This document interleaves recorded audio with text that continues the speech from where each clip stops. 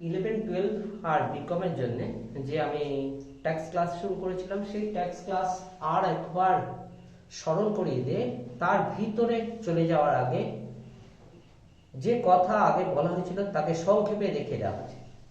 আয়কর আইন ভারতে বাধ্যতামূলকভাবে সরকারকে যা প্রদান করা হয় বা যার বিনিময়ে সরকারের কাছ থেকে প্রত্যক্ষভাবে কোনো কিছু দাবি করা যায় না তাকে কর বলে। অর্থাৎ আমি যার বিচক্ষণে কিছু চাইতে পারবো না, আর সরকারকে যা বাধ্যতামূলকভাবে দিতে হবে।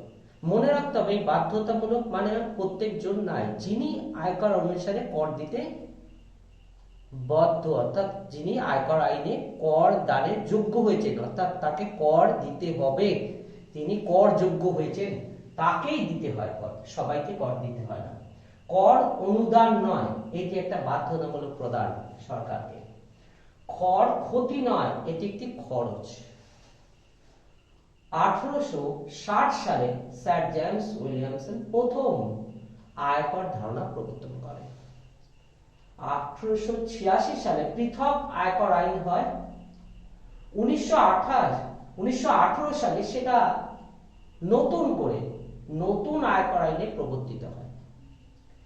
1961 সালে ভারতে আয়কর আইন প্রথম প্রণয়ন হয়, যা কিনা প্রবর্তন হয় 1/4/1962 থেকে জম্মু কাশ্মীর ও সিকিম সহ সমগ্র ভারতবর্ষে এই আইন বলবৎ হয়েছে। প্রতি বছর এই আইন সরকার সংশোধনীর মাধ্যমে পার্লামেন্টে বিচার বিবেচনার মাধ্যমে পরিবর্তন এনে থাকে এবং সংশোধিত আইন আবার চালু হয়।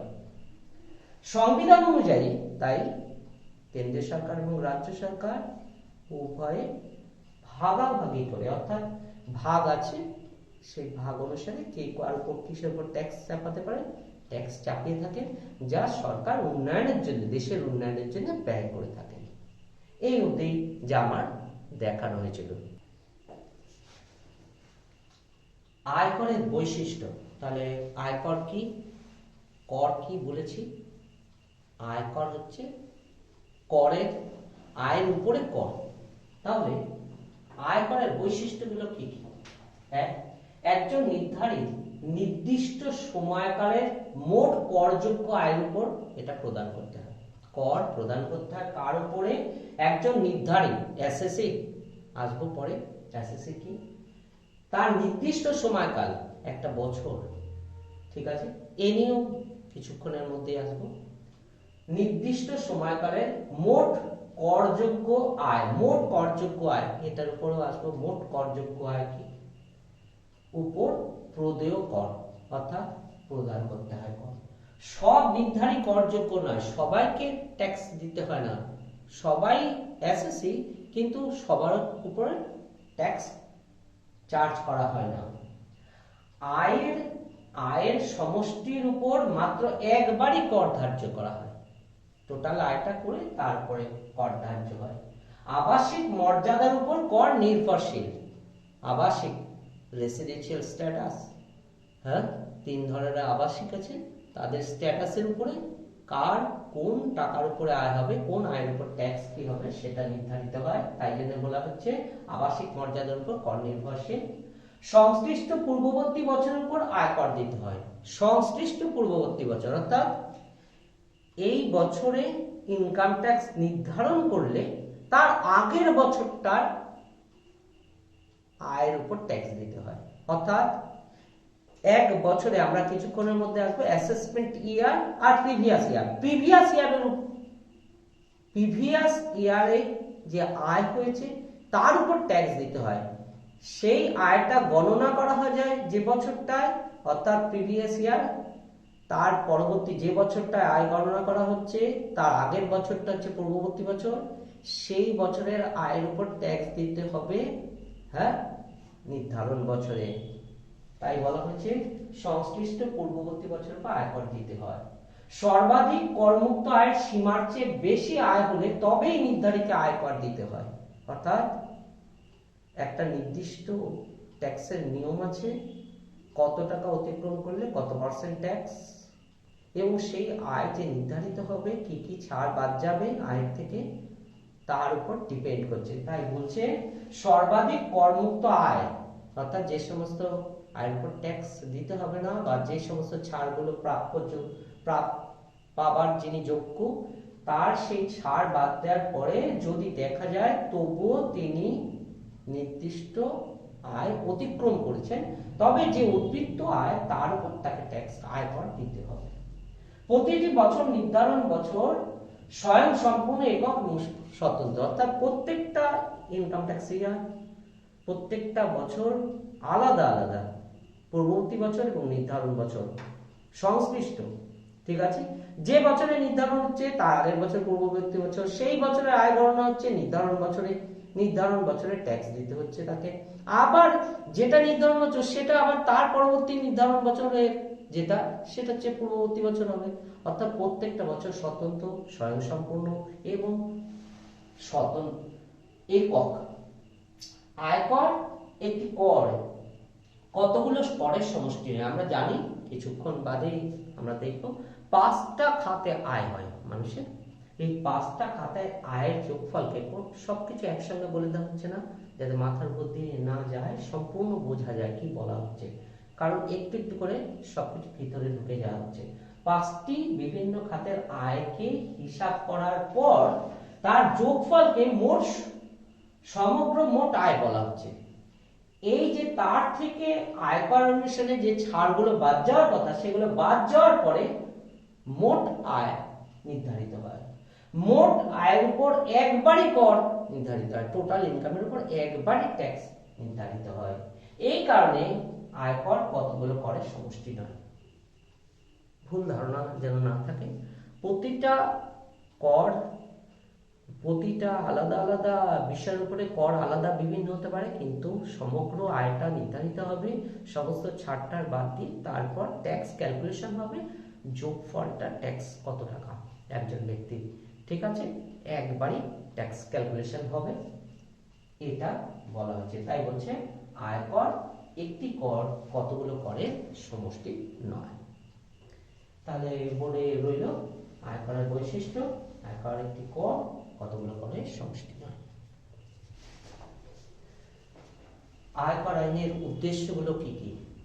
প্রথম কথা হচ্ছে সরকার নামক কোনো ব্যক্তি নেই, সরকারের তাই কোনো আয় নেই। সরকার দেশের উন্নয়নের জন্য কাজ করে, তাহলে সরকারের আয় কি? এই আয়কর। সরকার প্রয়োজনীয় আয়কর সংগ্রহ করে প্রশাসনিক ব্যয় নির্বাহ করে।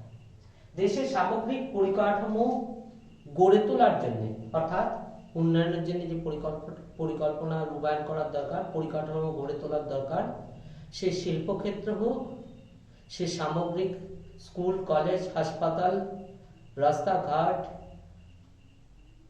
পরিবহন হোক আর টেলিযোগাযোগ হোক, দেশের সুরক্ষা হোক, তাকে গড়ে তোলার জন্য প্রয়োজনীয় যে অর্থ সরকারের দরকার তার ব্যবস্থা করে থাকে।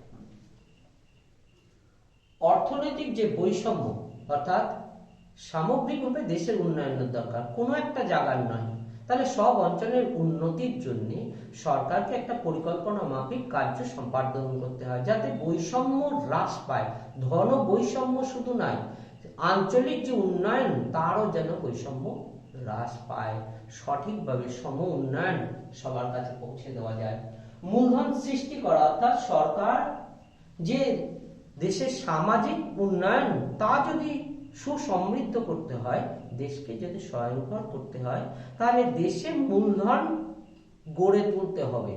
এই মূলধন গড়ে তোলার জন্য সরকার অন্যতম প্রেরণা যোগাবে। কিভাবে? মানুষ যে আয় করবে তার থেকে ট্যাক্স বাদ দেওয়ার পরে যে টাকা অবশিষ্ট থাকবে তা সঞ্চয় করবে, সেই সঞ্চয় থেকে মূলধন সৃষ্টি হবে। সেই সঞ্চয় সরকারি যে পরিকল্পনা মাফিক উন্নয়ন তাতে ব্যয়িত হবে। তাই মূলধন সৃষ্টি করা, উন্নয়নমূলক কর্মসূচি রূপায়ণ করা, সরকার যে বিভিন্ন পরিকল্পনা গ্রহণ করবে দেশের উন্নয়নের জন্য, সে যে দেশে যেরকম অর্থনৈতিক পরিকল্পনা নেওয়া হোক, দীর্ঘমেয়াদী আর স্বল্পমেয়াদী বলে নয়, ধনতান্ত্রিক সমাজতান্ত্রিক বা মিশ্র, যে পরিকল্পনা নেওয়া হয়েছে সেই পরিকল্পনা বাস্তব রূপায়ণের জন্য কর্মসূচি গ্রহণ করে তাকে এগিয়ে নিয়ে যাওয়ার জন্য সরকার আয়কর দরকার। এবং এটা করতে যাওয়ার সঙ্গে সঙ্গে তার কি দরকার, দেশের যে মুদ্রাস্ফীতি তাকে নিয়ন্ত্রিত করা, তার হাতিয়ার হচ্ছে এই আয়কর আইন। তাহলে আয়কর আইনে পার্সেন্ট বলতে কি বোঝাচ্ছে? আয়কর আইনে পার্সেন্ট বলতে 7টা করযোগ্য সত্তাকে বোঝায়। এরা কারা? এক, ব্যক্তি বিশেষ পার্সেন্ট, আমি তুমি রাম শ্যাম যদু মধু, হ্যাঁ, সবাই জড় বুদ্ধি সম্পন্ন ব্যক্তি, হ্যাঁ, মহিলা পুরুষ নাবালক পাগল সবাইকে বোঝাচ্ছে, হ্যাঁ, তারা হচ্ছে পার্সেন্ট। হিন্দু অবিভক্ত পরিবার, অর্থাৎ আমরা জানি যে আগে হিন্দু আনডিভাইডেড ফ্যামিলি ছিল, 3 পুরুষ, হ্যাঁ, ধরে যে বিজনেস চলতো, সেই যে তাদের যে প্রপার্টি, সেখানে যিনি সব থেকে বয়স জ্যেষ্ঠ তিনি এই আয়কর অনুসারে ব্যক্তি হিসাবে চিহ্নিত হতেন। তারপরে বলা হচ্ছে যৌথ মূলধনী কোম্পানি, যা আমরা আধুনিকতম রূপ দেখতে পাচ্ছি, কোম্পানি লিমিটেড এবং আনলিমিটেড কোম্পানি, তার পৃথক সত্তা আমরা স্বীকার করেছি, তার সমস্ত রেজিস্টার্ড, হ্যাঁ, সিম্বল, আমাদের যেমন সিগনেচার আছে তার সিম্বল আছে, এবং তার অফিস, তার মূলধন, হ্যাঁ, সমস্ত কিছু সুনির্দিষ্ট করা আছে আইন অনুসারে। পৃথক সত্তা, মালিক থেকে কারবার পৃথক। অংশীদারি কারবার, তারও কথা বলা হচ্ছে যে ব্যক্তি হিসাবে যারা অংশীদার, অংশীদারি কারবার, হ্যাঁ, কারবারি, তাদের, হ্যাঁ, যে মুনাফা তার উপরেও তাকে অংশীদারি কারবারটার উপরে ট্যাক্স ধার্য হচ্ছে। এবং সেই যে মনে রাখতে হবে, আমরা প্রথমেই বলেছি যে ট্যাক্স আয়ের উপর ধার্য হয়, যে আয়ের উপর একবার ট্যাক্স দেওয়া হয়ে গেছে সেটা আয়ের উপর দ্বিতীয়বার ট্যাক্স দিতে হয় না। তাই জন্য অংশীদারি কারবারের উপর ট্যাক্স, হ্যাঁ, আয়ের উপরে। ব্যক্তিবর্গের বা সমিতি, মনে রাখতে হবে এক্ষেত্রে দু ধরনের ব্যক্তিবর্গের কথা বলা হচ্ছে, এওপি বিওআই। এপি হচ্ছে 2 বা ততোধিক ব্যক্তি মিলে যখন স্বেচ্ছায় কোনো উদ্দেশ্যে একত্রিত হয় এবং সেই কাজ পরিচালনা করে, তখন তাকে এওপি বলা হচ্ছে, হ্যাঁ। আর যখন বডি অফ ইন্ডিভিজুয়ালস, হ্যাঁ, যখন হচ্ছে ব্যক্তিবর্গের সমষ্টি যখন হচ্ছে, তখন তাকে বিওআই বলা হচ্ছে। সেই যে প্রতিষ্ঠান সমিতি তাদের আয়ের ক্ষেত্রে ট্যাক্সের কথা বলা হচ্ছে। স্থানীয় কর্তৃপক্ষ, পঞ্চায়েত বা পুরসভা, হ্যাঁ, প্রশাসনিক যে তহবিলগুলো রয়েছে, হ্যাঁ, তাদের জন্য। এছাড়া কৃত্রিম আইনগত, যা বিভিন্ন সময় বিভিন্ন ক্লাবে, হ্যাঁ, তাদেরকে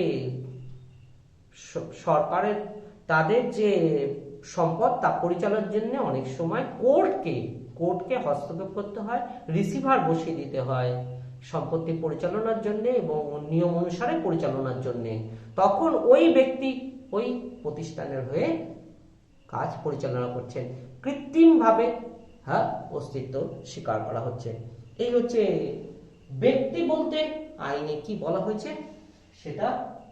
কর নির্ধারণ বছর, হ্যাঁ, অ্যাসেসমেন্ট ইয়ার, যে বছরে আয় নির্ধারিত হবে, দ্যাট ইজ একটা বছর মানুষ আয় করেছে, তার পরবর্তী বছরে গিয়ে ওই যে আগের বছরের টোটাল আয়টা নির্ধারণ করা হয়। সমস্ত হিসাব বন্ধ না হওয়ার পরে তো আর হিসাব বন্ধটা না করে তো আর হিসাব করা যায় না। তার পুরো বছরটা চলে যাওয়ার পরে আগের বছরটার পরবর্তী বছরে হিসাবটা গণনা করা হয়। যে বছরে গণনা করা হচ্ছে তখন সেই বছরটাকে বলা হচ্ছে নির্ধারণ বছর। দ্যাট ইজ প্রতিটা আয় যে বছরে আয় হচ্ছে তার পরবর্তী বছরটা হচ্ছে নির্ধারণ বছর, সংলগ্ন থাকবে, হ্যাঁ, রিলেটেড ইয়ার, হ্যাঁ। তাই বলা হচ্ছে যে বছরে আয় নির্ধারণ করা হয়, অর্থাৎ পূর্ববর্তী বছরের পরবর্তী বছরকে কর নির্ধারণ বছর বলা হচ্ছে। পূর্ববর্তী বছর প্রিভিয়াস ইয়ার, অর্থাৎ যে বছরের আয় নির্ধারণ করা হচ্ছে, যে বছরের আয়ের উপর কর নির্ধারণ করা হয় তাকে পূর্ববর্তী বছর বলা হচ্ছে।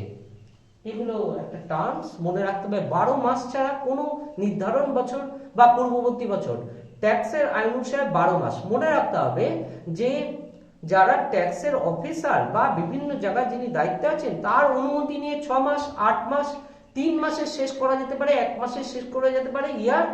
ইয়ারটা সাধারণত 1 এপ্রিল টু 31 মার্চ পর্যন্ত হয়ে থাকে, যাকে আমরা ফিনান্সিয়াল ইয়ার বলি। সেই অনুসারে করবার জন্য অনেক সময় ট্যাক্সের অফিসারদের সহযোগিতা নিয়ে কম সময়ের জন্য করা হতে পারে, কিন্তু প্রকৃতপক্ষে 12 মাস, পূর্ববর্তী বছর হোক আর নির্ধারণ বছর হোক, 12 মাসে 1 বছর হবে। এই 12 মাস ধরেই করা হয়ে থাকে ক্যালকুলেশন। তাহলে আয় খাত অর্থাৎ heads of income, income tax আইনে 5টা আয়ের খাত বলা হচ্ছে, যেখান থেকে অর্থাৎ সোর্স অফ ইনকাম, মানুষের যে আয়, সেই আয়কে 5টা উৎসেতে ভাগ করা হচ্ছে। সেটা কি কি 5টা? ইনকাম ফ্রম স্যালারি, বেতন খাতে আয়, কোনো জায়গায় চাকরি করার সময় সেখান থেকে সে কত আয় করেছে। মনে রাখতে হবে বেতনের মধ্যে অনেক কিছু পড়ে, সব মিলে বেতন, সে বেতন খাতে তার আয়। ইনকাম ফ্রম হাউস প্রপার্টি, তার বাড়ি, একাধিক বাড়ি থাকতে পারে, একটা বাড়ি থাকতে পারে, একটা বাড়ির বিভিন্ন পার্ট ভাড়া হতে পারে, সেই যে বাড়ি তার থেকে তার কত আয়, income from house property. Income from business, income from profit and gains from business and profession. Business কারবার, প্রফেশন পেশা, অর্থাৎ ডাক্তারিতে পেশা বা সে তার ফার্ম পেশা, সেই যে পেশা, বিজনেস আর পেশা, সেটা সেই যে বিজনেস বা পেশা থেকে তার যা আয়, income from profit and gains from business and profession, হ্যাঁ, কারবার বা পেশা থেকে আয় বা লাভ। পরবর্তী ইনকাম ফ্রম ক্যাপিটাল গেইন, মূলধন জাতীয় লাভ, দীর্ঘমেয়াদী হোক, দীর্ঘমেয়াদী মূলধন হোক আর স্বল্প মেয়াদী মূলধন হোক, এগুলো আলাদা আলাদা আয়। তার ফান্ড, উৎস, ক্যাপিটাল জাতীয় capital gain. Income from other sources, lottery, horse's, হ্যাঁ, বিভিন্ন অন্যান্য আয় যা এই 5টা হেডে পড়েনি, অন্যান্য খাতে আয়। এই 5টা হেডের আয়কে যোগফল করলে তবে টোটাল আয় হয়, তার থেকে বাদ যায় বিভিন্ন ছাড়। তা এই হচ্ছে হেডস অফ ইনকাম 5টা। আয় খাত আর আয় উৎসর মধ্যে পার্থক্য কি? আয় খাত এই 5টা খাত যা আইন অনুসারে সিদ্ধ, অর্থাৎ আইন দ্বারা সৃষ্ট। আর উৎস, মানুষের বিভিন্ন রকমের আয় হয়, সেই আয়টার মানুষের আয়ের থেকে যা সৃষ্ট, কোথা থেকে সে আয় করেছে সেটা মানুষই নির্ধারিত স্থির করে কোথা থেকে আয় হয়েছে, তাই উৎস আইন দ্বারা সৃষ্ট নয়। আয় খাত অসীম, এই সসীম অর্থাৎ 5টায়, কিন্তু আয়ের উৎস অসীম, বিভিন্ন স্থান থেকে আয় করতে পারে। আয় খাত আইনানুগ, আইনেই বলা হয়েছে এই কটা 5টা খাত। আয়ের উৎস বেআইনি হতে পারে, চোরাচালান, বেআইনি কার্যকলাপের মাধ্যমে তার আয় হতে পারে, সেটা বলা হয়েছে। আর কর নির্ধারণের ভিত্তি হলো আয় খাত, অর্থাৎ এই যে আয় খাতগুলো, উৎস থেকে আয় খাতগুলো, অর্থাৎ আয় কোথা থেকে হয়েছে সেটা এই 5টার মধ্যে, যদি 4টের মধ্যে পড়ে তাহলে 4টের মধ্যে চলে যাবে, না হলে ইনকাম ফ্রম আদার সোর্সেসে যাবে। হ্যাঁ, এই কথা বলা হচ্ছে, অর্থাৎ উৎস আয় খাতকে গড়ে তোলে। মোট আয় কি, গ্রস টোটাল ইনকাম কি, 5টি যে আয় খাত তার যোগফল। কিন্তু মনে রাখতে হবে যে এটা ইনকাম ট্যাক্স নিয়ে আলোচনা হচ্ছে, ইনকাম ট্যাক্সে পূর্ববর্তী বছরের বিভিন্ন আইন কানুন রয়েছে, সেই আইন কানুন অনুসারে কোনো বছরের লস, ক বছরের মধ্যে সেই লসটা মেকআপ করা যাবে, এইসব সম্পর্কে ক্যারি ফরওয়ার্ড সেট আপ রয়েছে, সুযোগ সুবিধা রয়েছে, সেগুলো অ্যাডজাস্ট করার পরে সমন্বিত যে আয় হবে সেই আয়কে মোট আয় বলা হবে। 5টি আয় খাতের যোগফল থেকে ক্ষতির মিলকরণ বা সমন্বয়, that is carry forward and set up of losses, পরে অবশিষ্ট আয়কে মোট সমগ্র আয় বলা হবে, সমগ্র মোট আয় বলবে। আর মোট আয়, এই যে মোট সমগ্র মোট আয়, টোটাল গ্রস টোটাল ইনকাম, তার থেকে আইন অনুসারে যে ছাড়গুলো বাদ যাওয়ার কথা 80C টু 80U পর্যন্ত, যে যে বা ধারা অনুসারে তার কর ছাড় যোগ্য, সেই ছাড়গুলো পাবার পর আয় যা পড়ে থাকবে তাকে মোট আয় বা টোটাল ইনকাম বলা হচ্ছে। যার পর ট্যাক্স নির্ধারিত হবে। এই থাকলো থিওরি। আজকের দিনের মতো ট্যাক্স বোঝার জন্য এটা একাতে হবে দরকার, এটার খুব গুরুত্ব দিয়ে তবেই না ভিতরে যাওয়া যাবে। এই থাকলো, পড়ো তোমরা, ভালো লাগবে।